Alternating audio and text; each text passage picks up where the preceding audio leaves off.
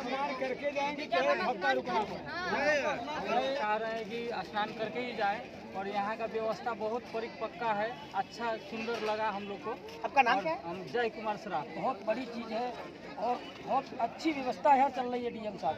आप भी कुछ कहना चाह रहे हैं? हम लोग नेपाल से आए हैं, हम लोग का ग्रुप है, हम लोग भी शाम तक रह सकते हैं। मानिए ठंडी का मौसम है, ठंडी के बाद रात में हम लोग को दिक्कत होगी कि तो हम लोग को वहाँ स्नान। जैसा कि आप सभी जानते हैं, आज मौनी अमावस्या का एक पावन तिथि है जिस पर तमाम श्रद्धालु ऐसे हैं जो संगम क्षेत्र तक नहीं पहुंच पाए हैं और जो जहां पर हैं, चूंकि मैं आपको बताता चलूं कि 1:30 बजे रात को जो अफरा तफरी हुई है संगम क्षेत्र में, उसके बाद जो संगम को 76वां जिला भी घोषित किया गया है, उसके बाद वहां संगम क्षेत्र में आने वाले तमाम वाहन और तमाम श्रद्धालुओं को रोक दिया गया है, जो जहां पर है वहीं पर। और जो आधिकारिक अनाउंसमेंट है, जो आधिकारिक सूचना मेरे पास है, अभी तक कोई ऐसा इन्फॉर्मेशन नहीं है कि इलाहाबाद या प्रयागराज जिले में कोई भी गाड़ी का एंटर कराने दिया जाए जब तक भीड़ काबू में नहीं आ जाती। शुरुआती क्षणों में खबर ये थी कि जो शाही स्नान, जो अमृत स्नान होता है, आज वो अखाड़े के जो मुखिया हैं वो नहीं करेंगे, लेकिन बाद में बात करने के बाद ऐसा कहा गया है कि लाऊ लश्कर तो नहीं होगा, लेकिन कुछ कम साथियों के साथ में स्नान किया जाएगा। मैं आपको बताऊं, इस समय मैं नेशनल हाईवे 31 के अंतर्गत मछली शहर के रोडवेज पर उपस्थित हूं, जहां मैं अपने कैमरामैन को कहना चाहूंगा कि दिखाएं तमाम ऐसी गाड़ियां हैं जो यहां पर आकर खड़ी हुई है। और यहां पर तकरीबन मैं आपको बताऊं कि 80 किलोमीटर दूर है यहां से संगम, लेकिन श्रद्धालुओं की अगर देखा जाए तो करीबन हजारों की संख्या में यहाँ श्रद्धालु हैं। और मैं आपको बताऊं, पीछे कैमरामैन दिखाइएगा कि पीछे पूरी तरीके से लंगर लगाया गया है यात्रियों को, यानी कि श्रद्धालुओं को इस चीज़ का ध्यान दिया जा रहा है कि धीरे धीरे समय बीता जा रहा है, अब भोजन करने का भी समय आ गया है। अभी तक कोई सूचना भी नहीं है। एक चीज़ और है मेरे मन में, मेरे साथ कुछ साथीगण यहाँ पर उपस्थित है, मैं उनसे बात करने का भी प्रयास करूँगा। सबसे पहले मैं आपको बताऊँ, यहाँ पर तकरीबन बिहार, कुशीनगर, गोरखपुर और मैंने एक गाड़ी WBI वेस्ट बंगाल का भी देखा है, यानी कि यहाँ पर तमाम दूर दराज से आए हुए श्रद्धालु फंसे हुए हैं। मैं आपको बताऊं कि तकरीबन जो अभी तक आधिकारिक घोषणा है, हमारे पास जो सूचना है वो 2.78 करोड़ लोगों ने अब तक संगम में डुबकी लगा ली है, लेकिन उसके बाद तकरीबन लाखों की संख्या में। आप इस बात को गौर कीजिएगा कि ये नेशनल हाईवे 31 एक मार्ग है जो संगम की ओर जा रहा है। ऐसे तमाम राज्य हैं, ऐसे तमाम जिले सटे हुए हैं जहां से गाड़ियां जा रही होंगी और सभी गाड़ियों को वहां पर रोक दिया गया है अस्थायी रूप से, और चारों तरफ बैरिकेडिंग करके इस बात का ध्यान दिया जा रहा है कि कोई भी श्रद्धालु जो है वो क्षतिग्रस्त ना हो, उनके जान माल की सुरक्षा के लिए उन्हें संगम क्षेत्र से दूर किया गया है। मैं आपको बताऊं अभी जो हमारे पास खबर यह निकल कर आ रही है कि जो श्रद्धालु हैं, जो बैरिकेडिंग की है, वो अभी कोई आधिकारिक घोषणा नहीं की गई है बैरिकेडिंग खोलने की। जैसे ही कोई सूचना आएगी उसके बाद में जाऊंगा।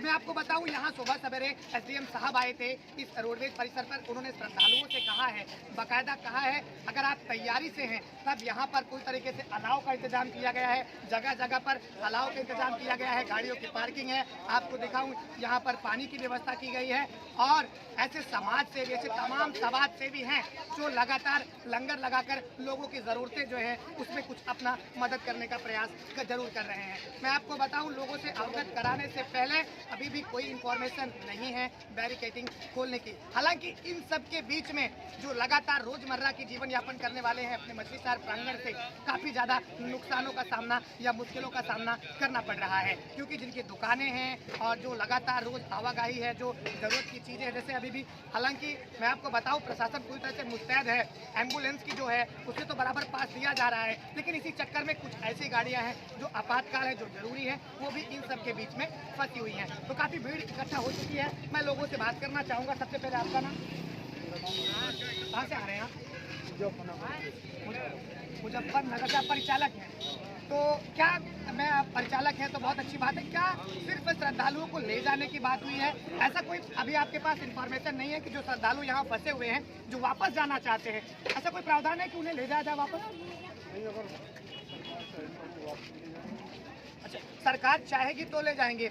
मैं श्रद्धालुओं से भी बात करूंगा क्या वापस वो जाना चाहते भी हैं कि नहीं, क्योंकि ये काफ़ी ज़्यादा जो आस्था है वो लोगों के मन में कूट कूट कर भरी है। तो अभी कोई ऐसे गाइडलाइन नहीं है, जैसे यहाँ पर आप भी देख रहे होंगे, आप परिचालक हैं।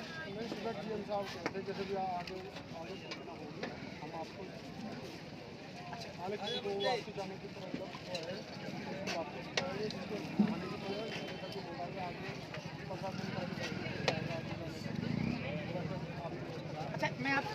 पूछना चाहता हूँ, ये रूट आपका पहले से था या नई जो कुंभ मेले में उसकी वजह से आपको लाए?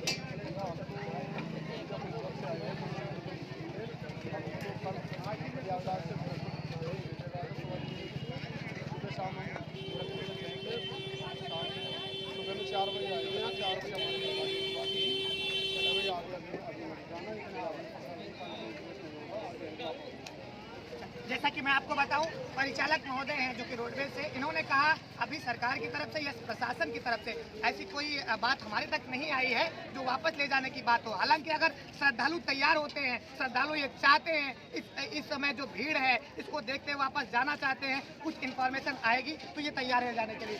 सबसे पहले मैं कुछ युवाओं से बात करना चाहूँगा, क्योंकि अगर मैं देखूँ, अगर जहाँ तक मेरे कैमरा मैन आप दिखाइए जरा, युवा वर्ग के लोग ज़्यादा इंटरेस्टेड हैं और ज़्यादा तरीके से जोश के साथ पूरी तरीके से लगे हुए हैं इस समय महाकुंभ में जाने के लिए। तो भैया आपका नाम? कहाँ से आ रहे हैं आप?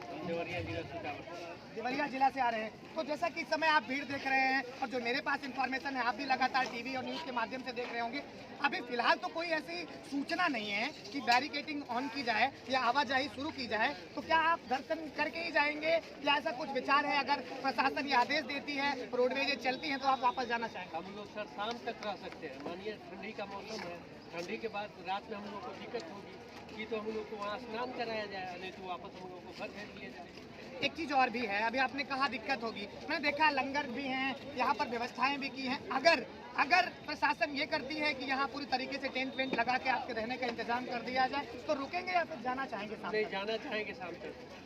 तो स्नान कराया जाए, नहीं तो घर भेजवा दिया जाए। स्नान कराने में आपने देखा होगा, स्नान कराने में जो सरकार है और जो यहाँ पर प्रशासन है, उनका यही है कि आपकी सुरक्षा सर्वोपरि है। आपकी सुरक्षा को देखते हुए आप जहाँ पर है वहाँ पर रोक दिया गया है। और आगे भी स्नान है, जैसे बसंत पंचमी हो गए और अभी 29 तक मेला रहेगा संगम क्षेत्र में, तो आप आगे वापस आना चाहेंगे यहाँ से लौट जाने के बाद? फिर जाएंगे घर से, फिर वापस आएंगे।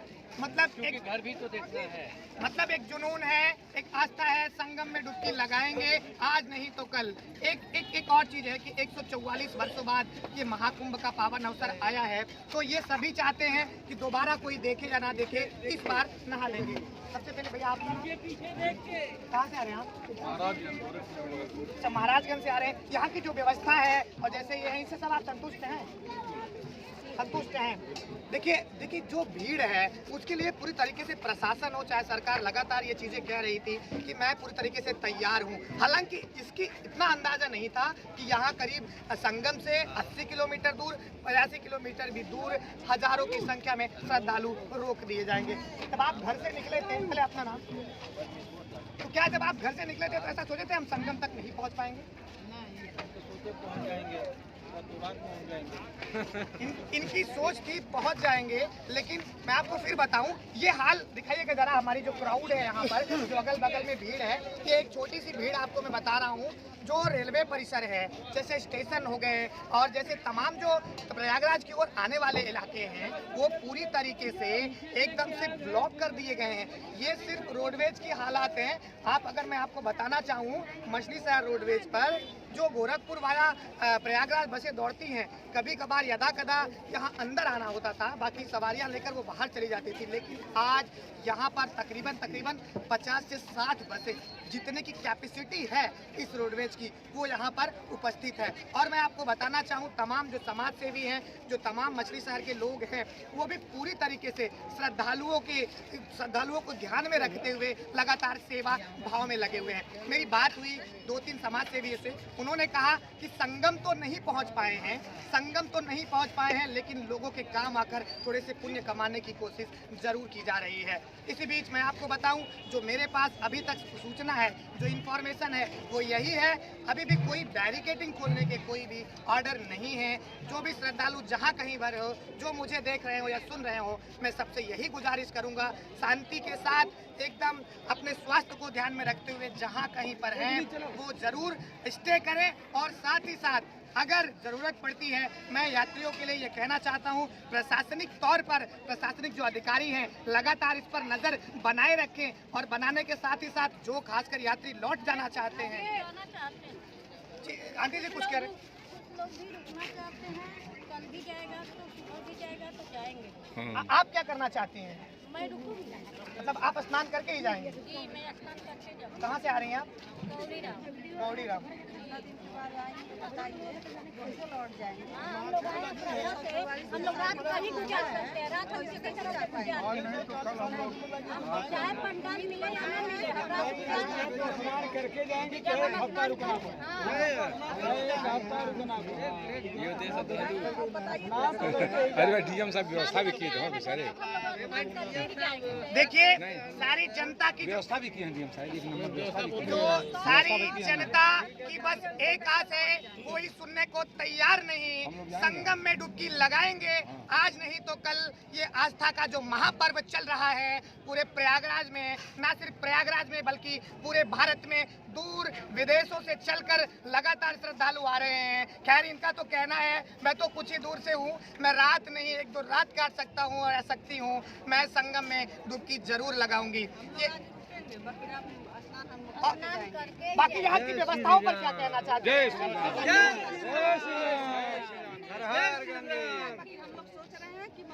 खाने पीने का सभी जाए।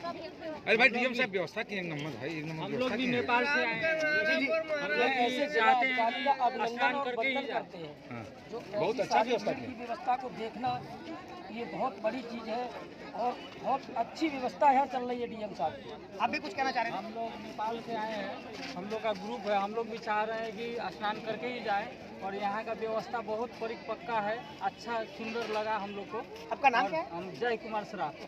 देखिए बहुत अच्छा व्यवस्था की है। डीएम साहब की तारीफें इस मछली शहर रोडवेज परिसर से लगातार उठ रही हैं। मैं सुबह भी आया था, जब मैं सुबह 7:30 बजे के करीब इस प्रांगण में आया था तभी वहां पर डीएम साहब उससे कुछ देर पहले चले गए थे, मेरी बात नहीं हो पाई थी उनसे। लेकिन यहाँ पर जितने लोग उपस्थित हैं सभी की बस एक कहना है, सभी बस एक सुर में ये बोल रहे हैं डीएम साहब की व्यवस्थाओं से और डीएम साहब से हम बहुत खुश हैं। यहाँ जो तमाम लंगर देखने को मिल रहे हैं, आपको अलाव की व्यवस्था की गई है और अभी शाम होते ना होते ऐसा लग रहा है कि मुझे जिस हिसाब से यहाँ पर भीड़ है और जो लोगों में ये साहस है, जो उत्साह है, जो जोश है कि हम संगम में डुबकी लगा के रहेंगे, इसको देखते हुए मुझे तो ऐसा लग रहा है अगर ये डीएम साहब तक बातें जाती हैं तो यहाँ रहने का भी इंतजाम करेंगे।